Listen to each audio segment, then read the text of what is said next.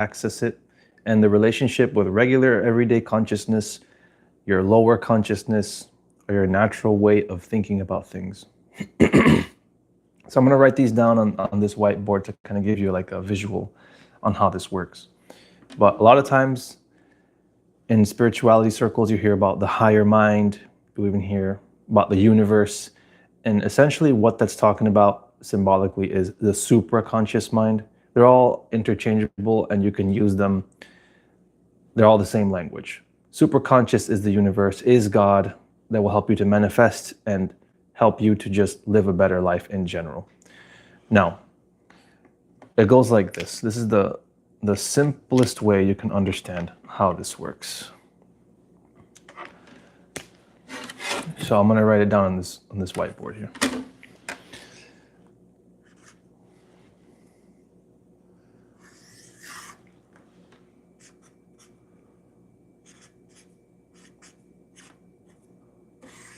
Okay.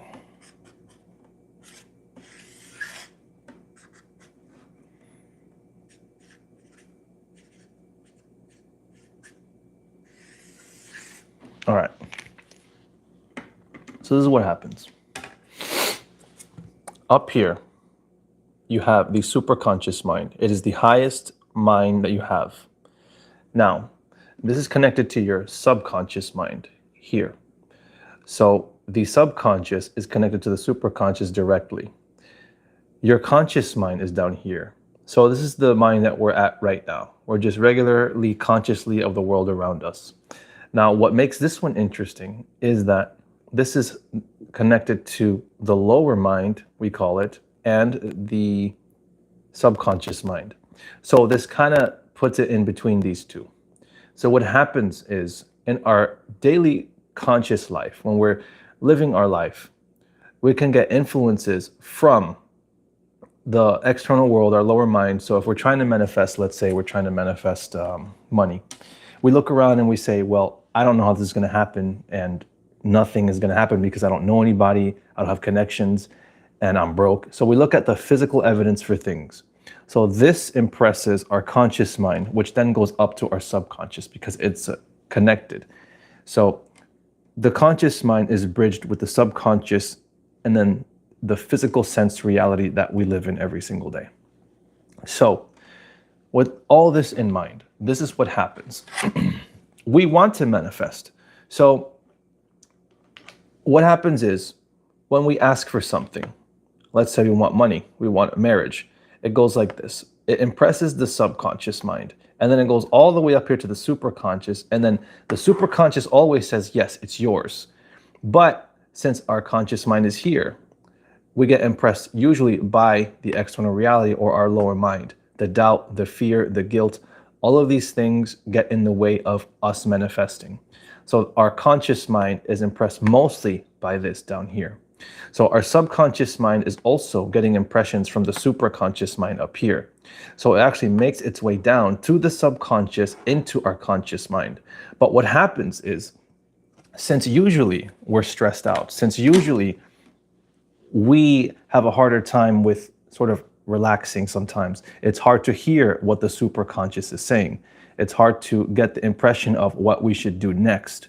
Usually we do things in a panic. And so this is usually associated with the lower mind or focusing on the external physical reality.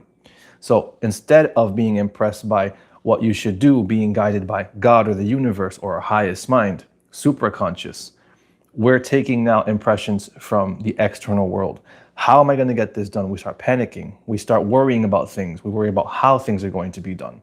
So then this ends up impressing us over us being guided divinely, in other words. So this is why things usually don't get done. We are blinded by what we see. We're blinded by what we experience out here, what the physical world is telling us.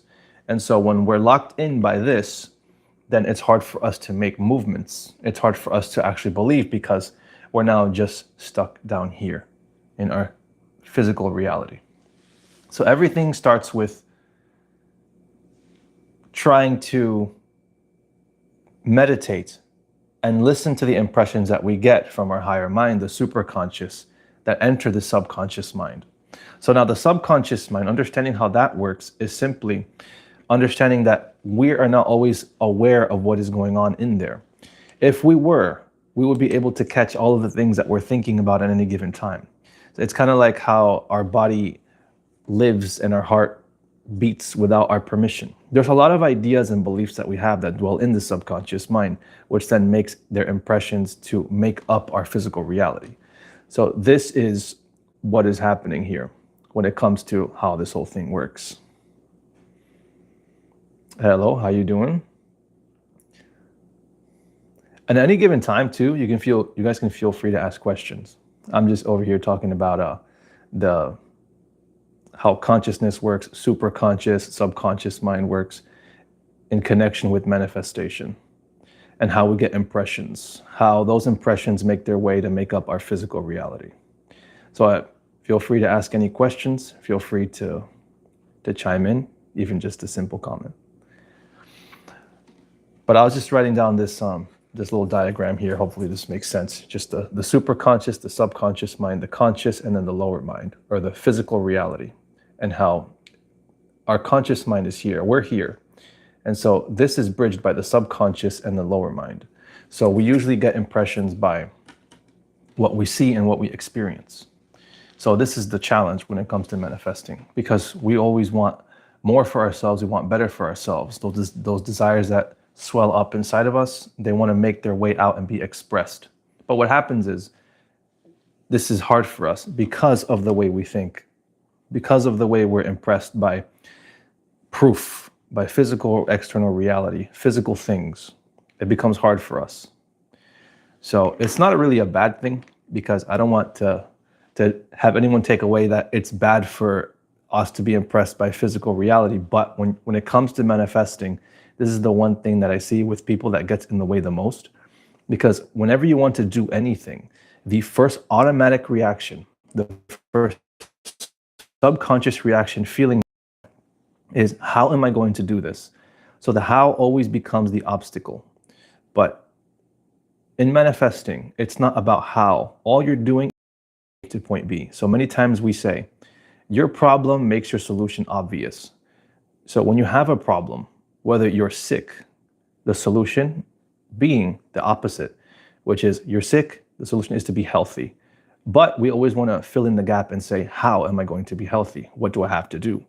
But what you're doing essentially is jumping straight to the end and saying that you're healthy already. You're putting yourself in the end position, the end goal.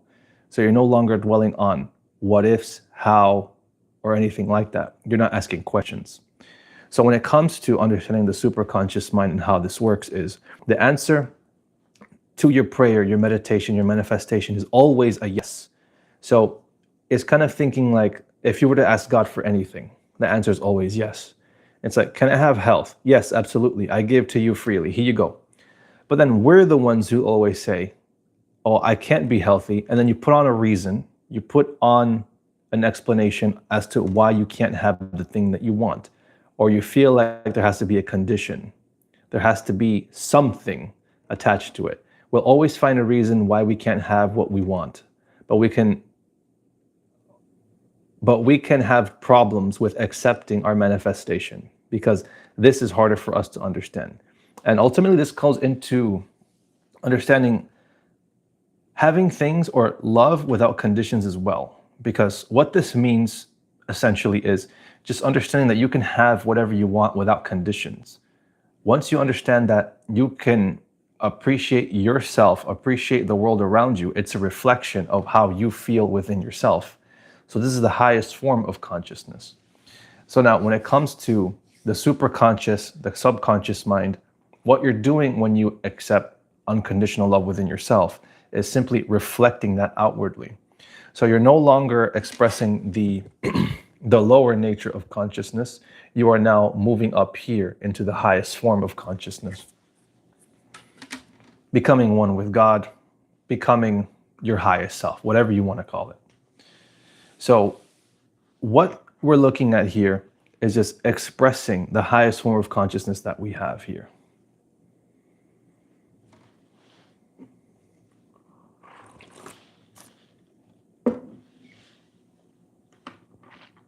Hello, how you guys doing?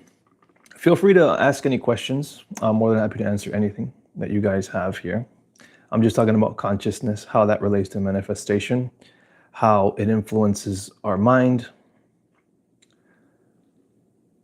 and pretty much how we can overcome this whole thing. So I spoke a lot about how we get into being influenced by an external reality. So essentially, what we're doing is this. If we want to shut out the impressions from what we're experiencing out here so that essentially we can get into the embodied state of our manifestation, what we want to learn how to do is not ignore what's happening, but actually just make space for our manifestation to exist within us, and for us to experience what's happening within ourselves. Because if we always look around in the physical reality, then we blind ourselves to the possibilities of a new reality. So what that means is we'll always take the sensory input of what is happening out here and then bringing it into our imagination, bringing it into our internal state and internal experience. So in manifestation, what we're doing is we are creating an internal state within ourselves. What this does is then push itself outwardly as our physical reality.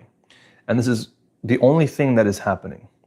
So once we understand this, it's all about just raising our consciousness from down here, physical experience, and then moving it into a higher state, or giving a space for our manifestation to exist so it can then reflect here. And now that's a lot of words. So I'm just going to explain, kind of like in this picture, what that means. How something can exist within us, creating that space within us, so then it comes down here as a physical manifestation. So it sort of goes like this. This is your mind here. So I'm going to draw here on this board. So mind dwells typically, in the up here, let's say. So I'm drawing it here. And then physical reality here. Down here.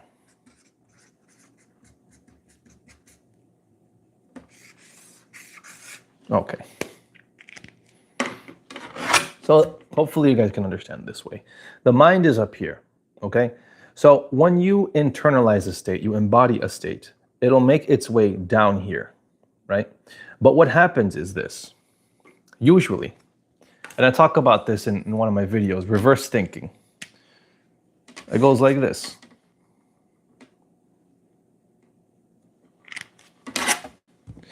Physical reality makes an impression on our mind, and then the mind puts that impression back down into our physical reality. So where you're getting your impression from is the question.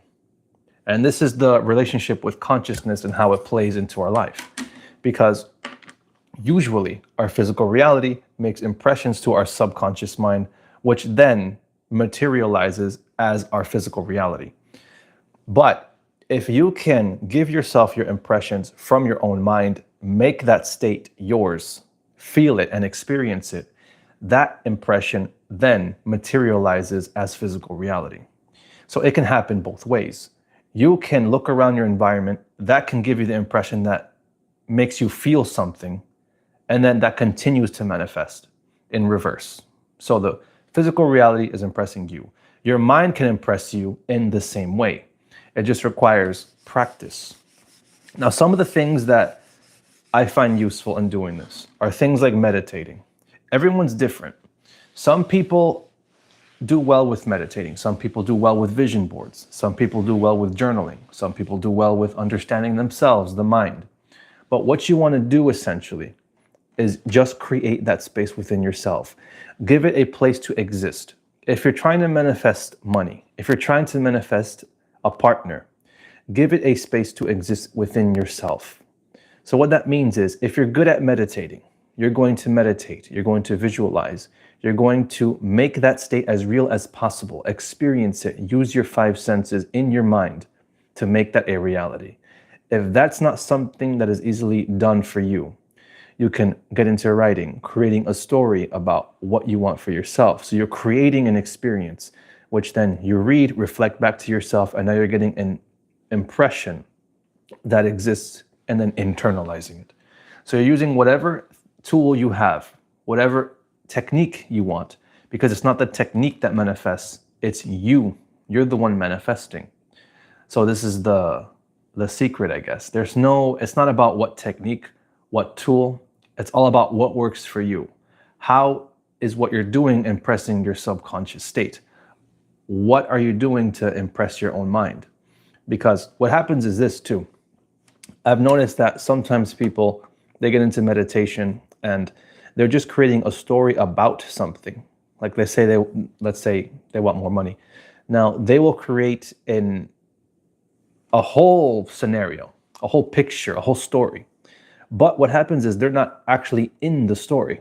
So what happens is they're just creating this image, this place, but they're actually not there. What happens is it's just an empty image. So where are you in this picture? Same thing happens with vision boards. Same things happen with journaling. It's sort of like, where are you in the picture? Or what do you think about what you're writing? So what happens is if you look at a picture and you're trying to manifest, what do you think about what you're seeing? Does seeing a house, seeing money make you feel more broke? Does seeing married people in real life, couples, make you feel more lonely? So these are all the things that you have to analyze within yourself. So what is happening? How are you reacting to the pictures? Are you putting yourself in there, or are you just comparing yourself from the outside?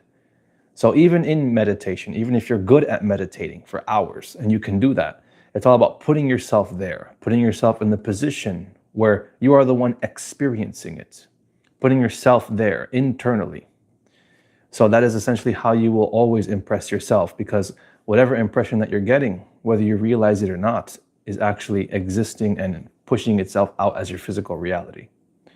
So that is what you want to look out for as well. It's not simply about the pictures and about doing the thing. It's not about the technique itself. It'll be about what it's doing to you. And these things only exist to help your consciousness expand, to help yourself to create that experience for yourself, not the technique in itself. So I don't want anybody to start meditating and doing vision boards and then have it not work. It has to be an experience. It can't just be something that you do. It's sort of like going to the gym and you're on your phone and you're actually not there. You're just kind of like on your phone and you're just curling a dumbbell. You have to be there and you have to put intention into it. You have to put yourself in the position so that it will impress you, impress your subconscious mind, impress your whole entire being. That's what you're looking for. That's the experience that you're looking for, not just simply doing the thing.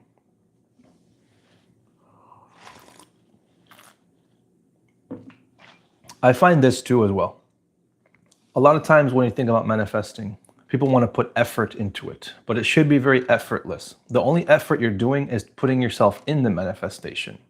And what the difference between effort and work is usually, and going back to the superconscious and the lower mind, we always want to put more work into manifesting. We always want to kill ourselves. We always want to push ourselves, more work, more techniques, longer meditation, more this, more that, whatever it is, as if sort of doing more will give us more.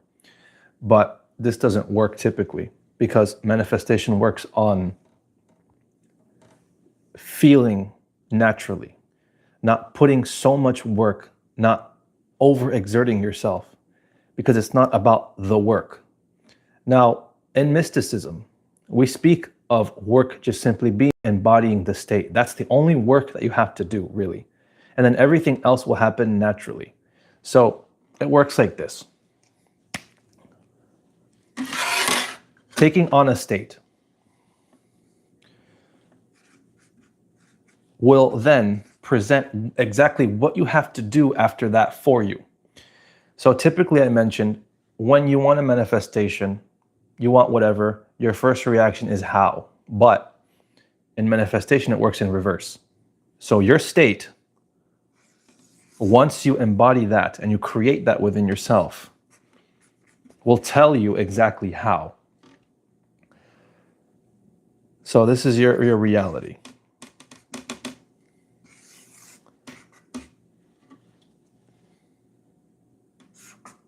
It works like this, and hopefully this makes sense for everyone.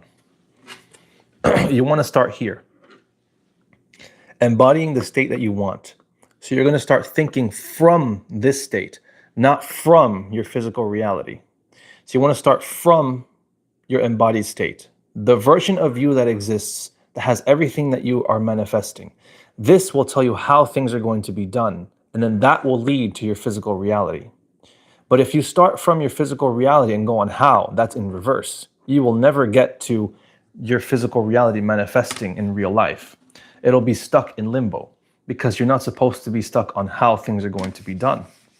Your state will determine what you are supposed to do. So it also matters where you are starting from, because your state will determine what step you're supposed to make next. So it doesn't matter essentially what technique you're using. It doesn't matter what you are trying to do as far as effort, all the work that you're putting in, because you're not starting from the state that you want for yourself. It's all in reverse. You start from your embodied state. You start from the end. And in the Bible, it puts it this way: the first shall be last, and the last shall be first. Mystically and symbolically, what this is saying is the natural way we look at things will come out last and won't get us anywhere. But the way we don't think will put our manifestation in our life first. That's what will make it happen. And that's what the Bible's saying. The Bible is pretty much a whole book on how to live your best life, how to change things, not in according necessarily to controlling your environment, but living the life that you want peacefully and harmoniously.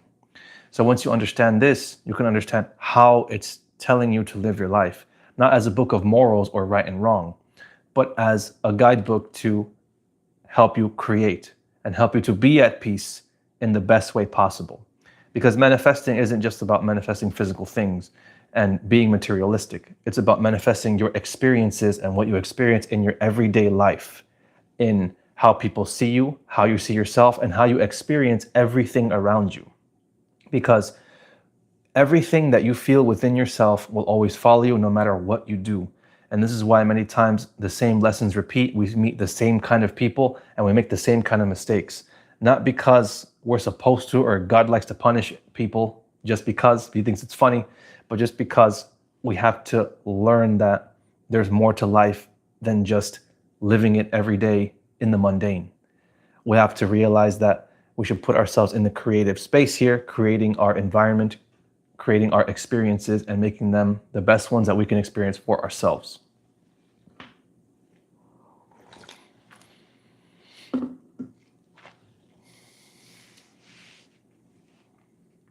So it's never about effort.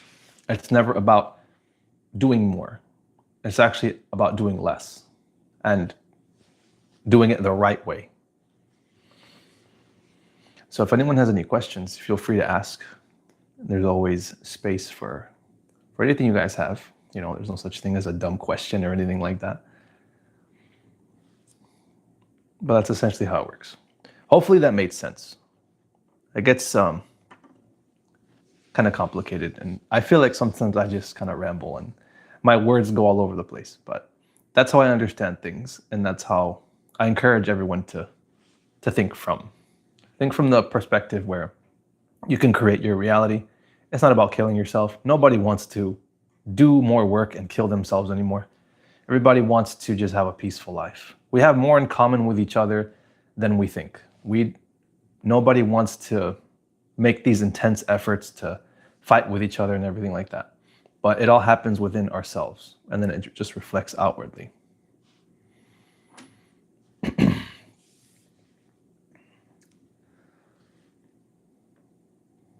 So here's another thing that happens within consciousness. So I wrote down the Supra conscious earlier. So I'm also going to put it this way, because this is another way of understanding it. When we think of God or the universe, same thing. We can think of it this way. It is creative. We think of the universe in terms of a creator, something that created everything around us. Now, when we think of man, humans, we think of them, or us, you can say, as just being the victim to what is created. So it kind of looks like this.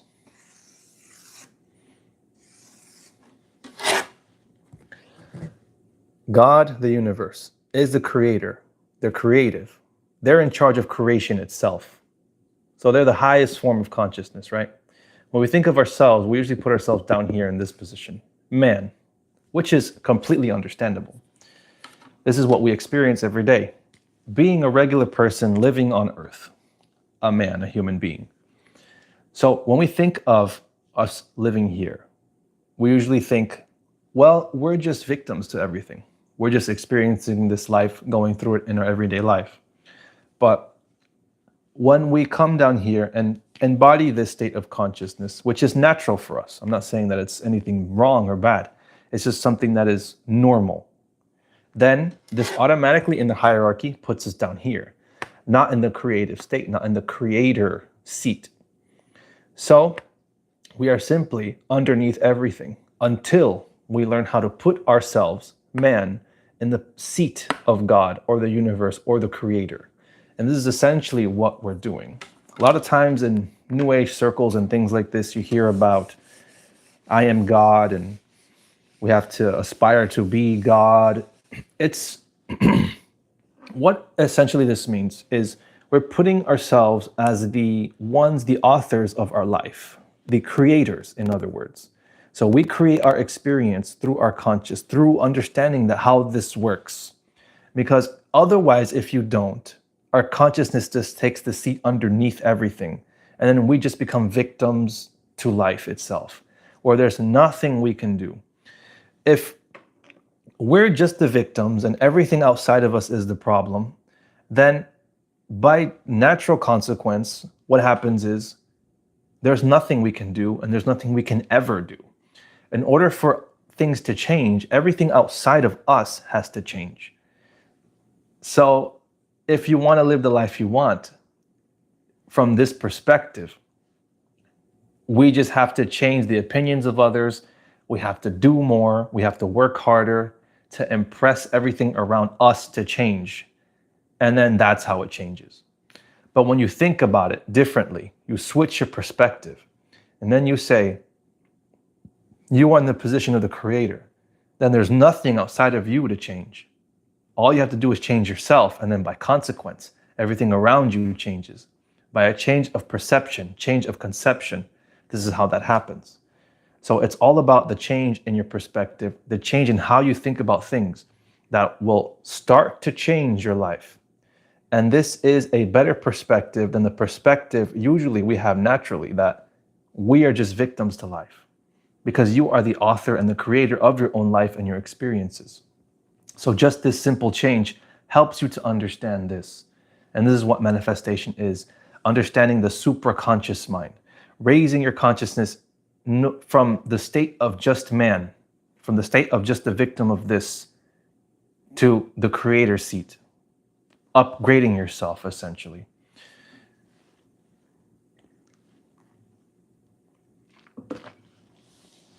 So, as I mentioned before as well,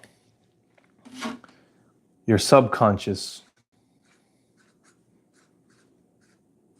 we are usually unaware of.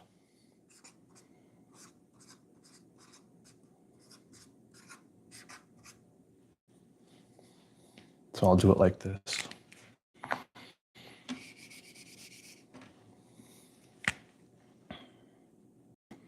Because this can also be a deadly cycle for a lot of people. Our subconscious can impress our conscious mind, but our conscious mind impresses our subconscious all the time. When we're more aware of our subconscious mind, we're more aware of our patterns. We're more conscious.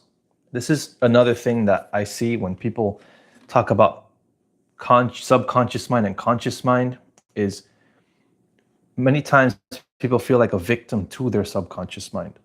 But essentially what you're doing is, since your subconscious mind you can't control it directly, you want to directly control your conscious mind, which is the only thing you can control out of the two.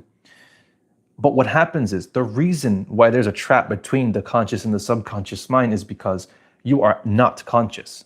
So 95% of your day is subconscious unless you do something consciously about it.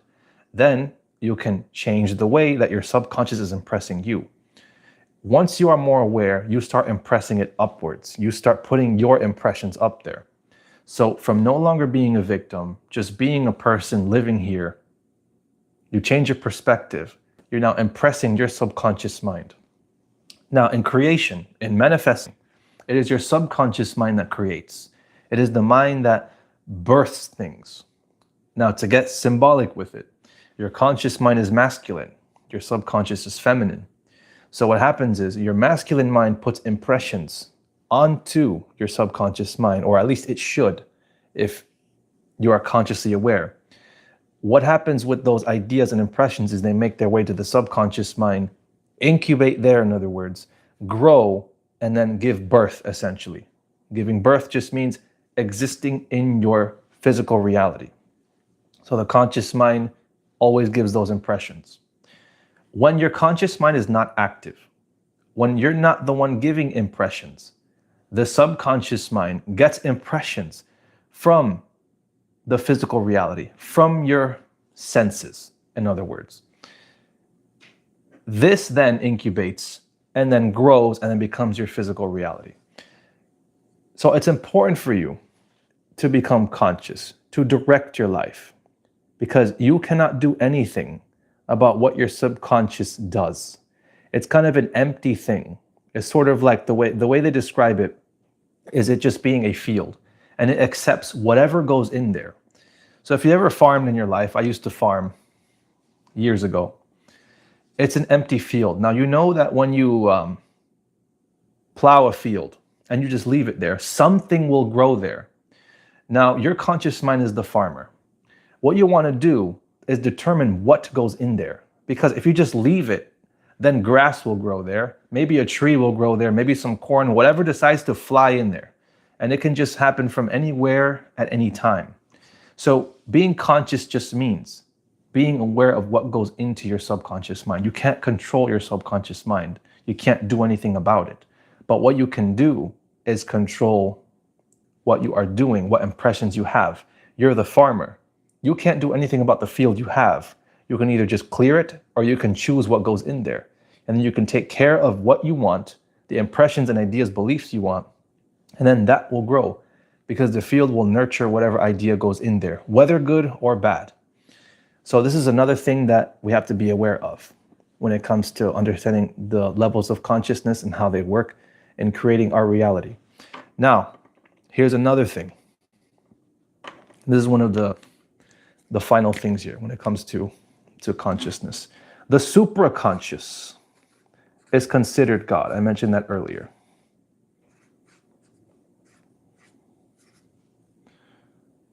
We'll call it God/good. Supraconscious is always ready to give you everything you want and everything you ask for. Now, the lower mind is related to physical reality and the devil. So I think this one's interesting because, and the superconscious is related to heaven. Because it's like the two opposites. Or I'll put it this way. I'll also draw this too. All right. So God is here, the supraconscious. It is associated with heaven. Now, in relations to a person, it's heaven because it is mind. It is away from the ground, which is down here. Physical reality, things you experience, it's associated with the devil, with being evil. The reason that is because the physical reality will, when you ask for something, it will always usually say no. So if you're trying to manifest money, for example, and you want it, you look around yourself, you're broke, you have nothing to your name. You say, I want to be broke. Immediately, no. You look around yourself, the answer is always no. It's always your adversary. It's always going to go against you. Your supraconscious, You ask something to God, the universe. The answer is always, of course you can have that. Here you go. But then we always look around and we say, how is this going to happen? So there's always a battle. This is what is understood as the battle between good and evil. It's what you want versus what you think is possible. So the devil and God are always at battle with each other. But what you have to do essentially is just put the two in harmony, because you're neither completely spiritual nor completely human or physical, you can say. We're in a state in between. So understanding this state is understanding that you are a person here living on earth, but you're a spiritual person as well. So understanding this from a spiritual level just means that you are supposed to be balanced in the way that you're supposed to think. You live here, sure. Now, this is the battle between the universe and the devil, right? So all it is understanding that you have this physical faculty to give a space to your manifestation. And they both relate. So we say everything that is material is spiritual, and everything that is spiritual can come down as material reality.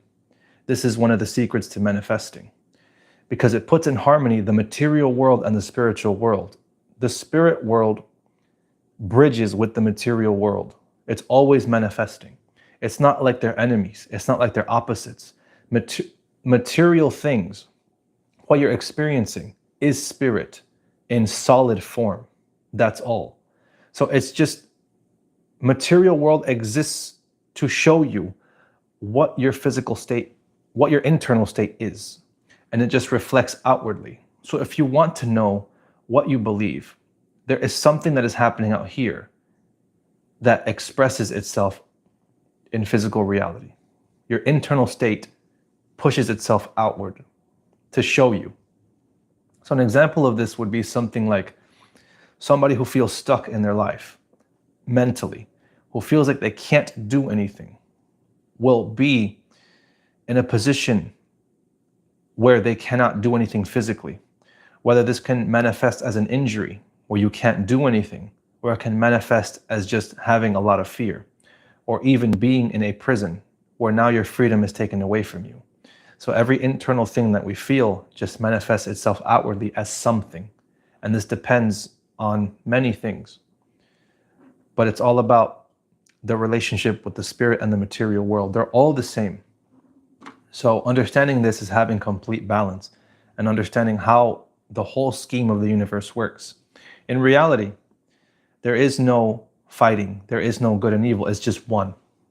So understanding this as well will help you to manifest a lot better, because it's not about fighting your external reality. It's just about being in harmony with it. It's about saying, okay, well, I want to be rich and I'm super broke, but I understand that if I manifest and I impress my subconscious mind, then it must change. It's about using a higher law into your physical reality. And that is what manifestation is. And it's about having peace over it all. It's never about fighting. It's never about effort. It's never about beating yourself up. It should be effortless, and it should be natural, and it should be something enjoyable. It shouldn't be you trying to find more techniques, trying to meditate longer, or trying to force an outcome. It's about naturally doing so, naturally embodying a state. And this is what you're looking for.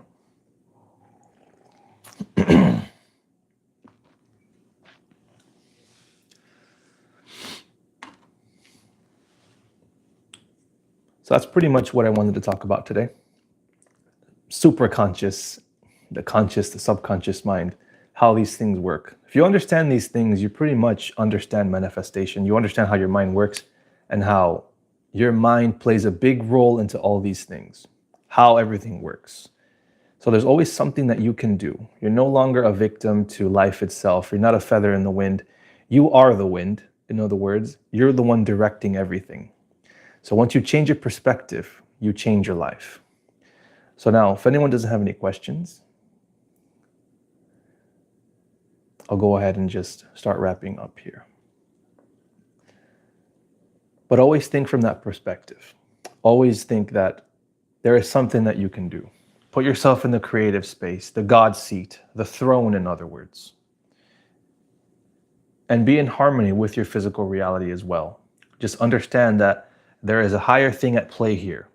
No matter what you experience, no matter what you see around you, there's a bigger picture. When you embody the state that you want, you are creating a literal space for it so that it can exist here in the physical reality. So never be discouraged by your physical reality. Just be in harmony with it. Understand that when you create that space within yourself, you embody the state, you fully experience it, not just think about it, put yourself in it within yourself. It must come to pass because that's the way it must happen and that's the way it will happen. So always remember this. So thank you guys for watching. I'll be on next week, Sunday, around the same time. So I hope to connect with everyone. I hope to start doing these more often and just start being with everyone. And not just that, but just share more with everybody and experience more of you guys, experience the community and have more questions, more comments and things like this, because I love just answering questions the most. I feel like a lot of times I just ramble, but I do like genuine questions and things like this. And also let me know if you guys like the mysticism, the symbolism talks and everything like this, because that's kind of where I thrive the most. And yeah, for sure, in the future, I can talk about the collective unconscious, because that does also affect, it's kind of like how I was talking before, the subconscious and how it affects the conscious. It happens that other way around too, where the collective unconscious actually impresses your subconscious and impresses you. So I can talk about that one in the future as well, because that's also a very interesting one, because then that also goes into how bigger things are created in the world and things like this. So for sure, I'll talk about that. It's very interesting. But yeah, I'll see you guys. Thank you guys for watching. I'll see you guys in the next one. Oh, I see here. How to stay above it all. Yeah, got it. For sure. I'll write that one down so I can keep that one in mind.